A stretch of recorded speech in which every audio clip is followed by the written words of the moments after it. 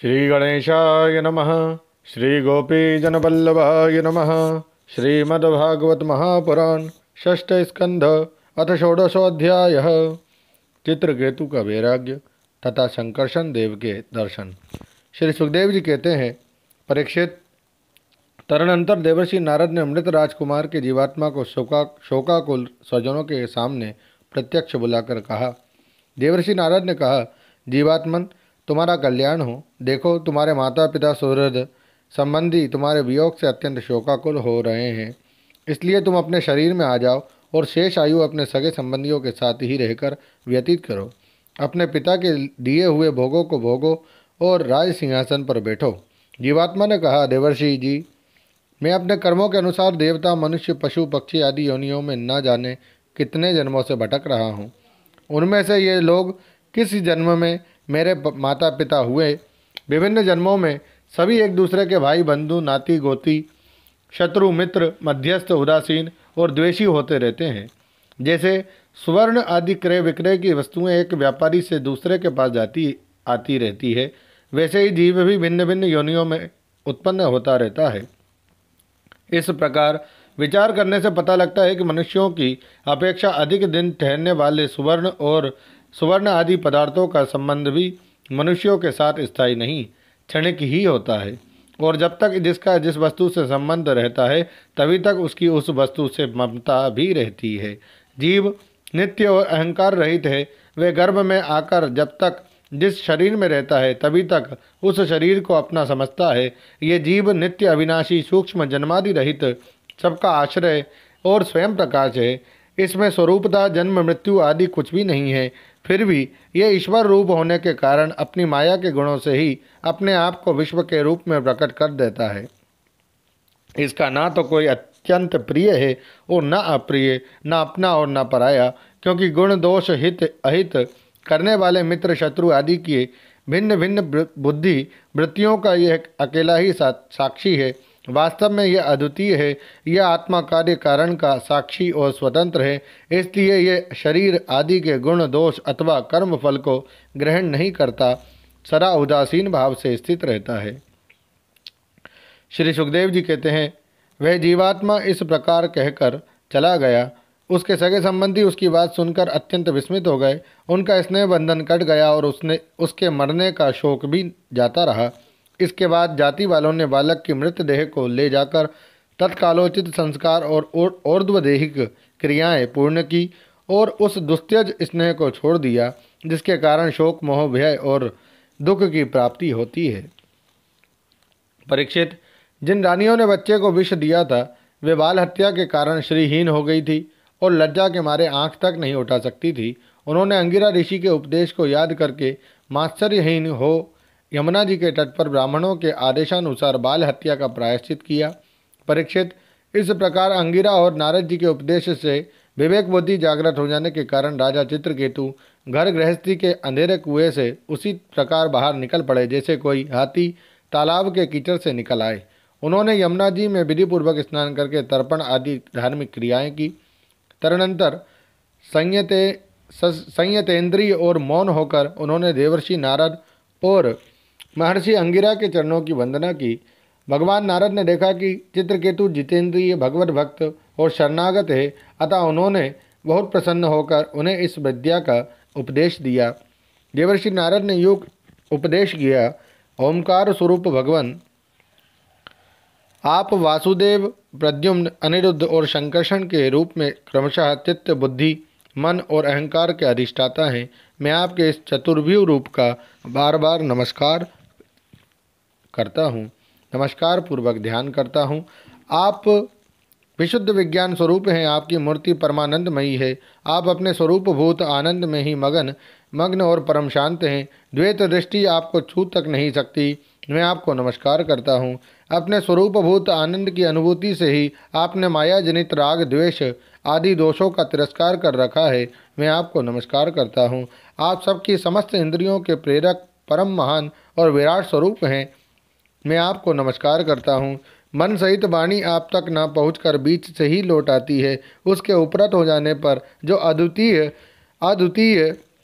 नाम रूप रहित चेतन मात्र और कार्य कारण से परे की वस्तु रह जाती है, वे हमारी रक्षा करें। यह कार्य कारण रूप जगत जिनसे उत्पन्न होता है, जिनमें स्थित है और जिनमें लीन होता है, तथा जो मिट्टी की वस्तुओं से व्याप्त मृत्तिका के समान सब में ओतप्रोत हैं, उन परब्रह्म स्वरूप आपको मैं नमस्कार करता हूँ। यद्यपि आप आकाश के समान बाहर भीतर एक रस व्याप्त हैं, तथापि आपको मन, बुद्धि और ज्ञानेंद्रियां अपनी ज्ञान शक्ति से नहीं जान सकती और प्राण तथा कर्मेंद्रियां अपनी क्रिया रूप शक्ति से स्पर्श भी नहीं कर सकती। मैं आपको नमस्कार करता हूँ। शरीर, इंद्रिय, प्राण, मन और बुद्धि जागृत तथा स्वप्न अवस्थाओं में आपके चैतन्यांश से युक्त होकर ही अपना अपना काम करते हैं, तथा सुषुप्ति और मूर्छा की अवस्थाओं में आपके न्यांश से युक्त न होने के कारण अपना अपना काम करने में असमर्थ हो जाते हैं। ठीक वैसे ही जैसे लोहा अग्नि से तप्त होने पर जला सकता है, अन्यथा नहीं, जिसे दृष्टा कहते हैं, वह भी आपका ही एक नाम है। जागृत आदि अवस्थाओं में आप उसे स्वीकार कर लेते हैं। वास्तव में आपसे पृथक उनका कोई अस्तित्व नहीं है। ओमकार स्वरूप महाप्रभावशाली महाविभूतिपति भगवान महापुरुष को नमस्कार है। श्रेष्ठ भक्तों का समुदाय अपने कर कमलों की कलियों से आपके युगल चरण कमलों की सेवा में संलग्न रहता है। प्रभु आप ही सर्वश्रेष्ठ हैं, मैं आपको बार बार नमस्कार करता हूँ। श्री सुखदेव जी कहते हैं, परीक्षित, देवर्षि नारद अपने शरणागत भक्त चित्रकेतु को इस विद्या का उपदेश करके महर्षि अंगिरा के साथ ब्रह्मलोक को चले गए। राजा चित्रकेतु ने देवर्षि नारद के द्वारा उपदिष्ट विद्या का उनके आज्ञानुसार 7 दिन तक केवल जल पीकर बड़ी एकाग्रता के साथ अनुष्ठान किया। तदनंतर उस विद्या के अनुष्ठान से 7 रात के पश्चात राजा चित्रकेतु को विद्याधरों का अखंड आधिपत्य प्राप्त हुआ। इसके बाद कुछ ही दिनों में इस विद्या के प्रभाव से उसका मन और भी शुद्ध हो गया। अब वे देवादिदेव भगवान शेष जी के चरणों के समीप पहुँच गए। उन्होंने देखा कि भगवान शेष जी सिद्धेश्वरों के मंडल में विराजमान है। उनका शरीर कमल नाल के समान गौरवर्ण है, उस पर नीले रंग का वस्त्र फहरा रहा है। सिर पर किरीट, बाहों में बाजूबंद, कमर में करधनी और कलाई में कंगन आदि आभूषण चमक रहे हैं। नेत्र रत्नारे हैं और मुख पर प्रसन्नता छा रही है। भगवान शेष जी का दर्शन करते ही राजा श्री चित्रकेतु के सारे पाप नष्ट हो गए। उनका अंतःकरण स्वच्छ और निर्मल हो गया। हृदय में भक्तिभाव की बाढ़ आ गई। नेत्रों में प्रेम के आंसू छलक आए। शरीर का एक एक रोम खिल उठा। उन्होंने ऐसी ही स्थिति में आदि पुरुष भगवान शेष को नमस्कार किया। उनके नेत्रों से प्रेम के आंसू टप टप गिरते जा रहे थे। इससे भगवान शेष के चरण रखने की चौकी भीग गई। प्रेमोद्रेक के कारण उनके मुंह से एक अक्षर भी ना निकल सका। वे बहुत देर तक शेष भगवान की कुछ भी स्तुति ना कर सके। थोड़ी देर बाद उन्हें बोलने की कुछ कुछ शक्ति प्राप्त हुई। उन्होंने विवेक बुद्धि से मन को समाहित किया और संपूर्ण इंद्रियों की बाह्य वृत्ति को रोका। फिर उन जगत गुरु की, जिनके स्वरूप का पांचरात्र आदि शक्ति शास्त्रों में वर्णन किया गया है, इस प्रकार स्तुति की। चित्रकेतु ने कहा, अजित, जितेंद्रिय एवं समदर्शी साधुओं ने आपको जीत लिया है। आपने भी अपने सौंदर्य, माधुर्य, कारुण्य आदि गुणों से उनको अपने वश में कर लिया है। अहो, आप धन्य हैं, क्योंकि जो निष्काम भाव से आपका भजन करते हैं, उन्हें आप करुणा परवश होकर अपने आप को भी दे डालते हैं। भगवान, जगत की उत्पत्ति, स्थिति और प्रलय आपके लीला विलास हैं। विश्व निर्माता ब्रह्मा आदि आपके अंश के भी अंश हैं। फिर भी वे पृथक पृथक अपने को जगतकर्ता मानकर झूठ मूठ एक दूसरे से स्पर्धा करते हैं। नन्हे से नन्हे परमाणु से लेकर बड़े से बड़े महत तत्व पर्यंत संपूर्ण वस्तुओं के आदि, अंत और मध्य में आप ही विराजमान हैं, तथा स्वयं आप आदि, अंत और मध्य से रहित हैं। क्योंकि किसी भी पदार्थ के आदि और अंत में जो वस्तु रहती है, वही मध्य में भी रहती है। ये ब्रह्मांड कोश और जो पृथ्वी आदि एक से एक 10 गुने 7 आवरणों से घिरा हुआ है, अपने ही समान दूसरे करोड़ों ब्रह्मांडों के सहित आप में एक परमाणु के समान घूमता रहता है, और फिर भी उसे आपकी सीमा का पता नहीं है, इसलिए आप अनंत हैं। जो नर पशु केवल विषय भोग ही चाहते हैं, वे आपका भजन न करके आपके विभूति स्वरूप इंद्रादि देवताओं की उपासना करते हैं। प्रभो, जैसे राजकुल का नाश होने के पश्चात उसके अनुयायियों की जीविका भी जाती रहती है, वैसे ही क्षुद्र उपास्य देवों का नाश होने पर उनके दिए हुए भोग भी नष्ट हो जाते हैं। परमात्मन, आप ज्ञान स्वरूप और निर्गुण हैं, इसलिए आपके प्रति की हुई सकाम भावना भी अन्यान्य कर्मों के समान जन्म मृत्यु रूप फल देने वाली नहीं होती। जैसे बुने हुए बीजों से अंकुर नहीं उगते, क्योंकि जीव को जो सुख दुख आदि द्वंद्व प्राप्त होते हैं वे सत्वादि गुणों से ही होते हैं, निर्गुण से नहीं।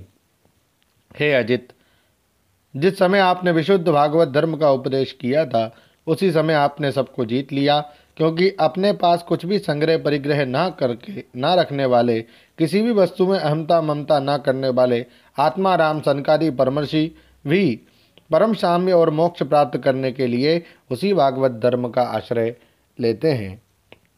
वह भागवत धर्म इतना शुद्ध है कि उसमें सकाम धर्मों के समान मनुष्यों की वह विषम बुद्धि नहीं होती कि यह मैं हूँ, ये मेरा है, ये तू है और ये तेरा है। इसके विपरीत जिस धर्म के मूल में ही विषमता का बीज बो दिया जाता है वह तो अशुद्ध, नाशवान और अधर्म बहुल होता है। सकाम धर्म अपना और दूसरे का भी अहित करने वाला है। उससे अपना या पराया किसी का कोई भी प्रयोजन और हित सिद्ध नहीं होता। प्रत्युत सकाम धर्म से जब अनुष्ठान करने वाले का चित्त दुखता है तब आप रुष्ट होते हैं, और जब दूसरे का चित्त दुखता है तब वह धर्म नहीं रहता, अधर्म हो जाता है। भगवान, आपने जिस दृष्टि से भागवत धर्म का निरूपण किया है वह कभी परमार्थ से विचलित नहीं होती। इसलिए जो संत पुरुष चर अचर समस्त प्राणियों में समदृष्टि रखते हैं वे ही उसका सेवन करते हैं। भगवान, आपके दर्शन मात्र से ही मनुष्यों के सारे पाप क्षीण हो जाते हैं। यह कोई असंभव बात नहीं है, क्योंकि आपका नाम एक बार सुनने से ही नीच चांडाल भी संसार से मुक्त हो जाता है। भगवान, इस समय आपके दर्शन मात्र से ही मेरे अंतःकरण का सारा मल धुल गया है, सो ठीक ही है, क्योंकि आपके अनन्य प्रेमी भक्त देवर्षि नारद ने जो कुछ कहा है वह मिथ्या कैसे हो सकता है। हे अनंत, आप संपूर्ण जगत के आत्मा हैं, अतएव संसार में प्राणी जो कुछ करते हैं वे सब आप जानते ही रहते हैं। इसलिए जैसे जुगनू सूर्य को प्रकाशित नहीं कर सकता, वैसे ही परम गुरु आपसे मैं क्या निवेदन करूं। भगवान, आपकी ही अध्यक्षता में सारे जगत की उत्पत्ति, स्थिति और प्रलय होते हैं। कुयोगी जन भेद दृष्टि के कारण आपका वास्तविक स्वरूप नहीं जान पाते। आपका स्वरूप वास्तव में अत्यंत शुद्ध है। मैं आपको नमस्कार करता हूँ।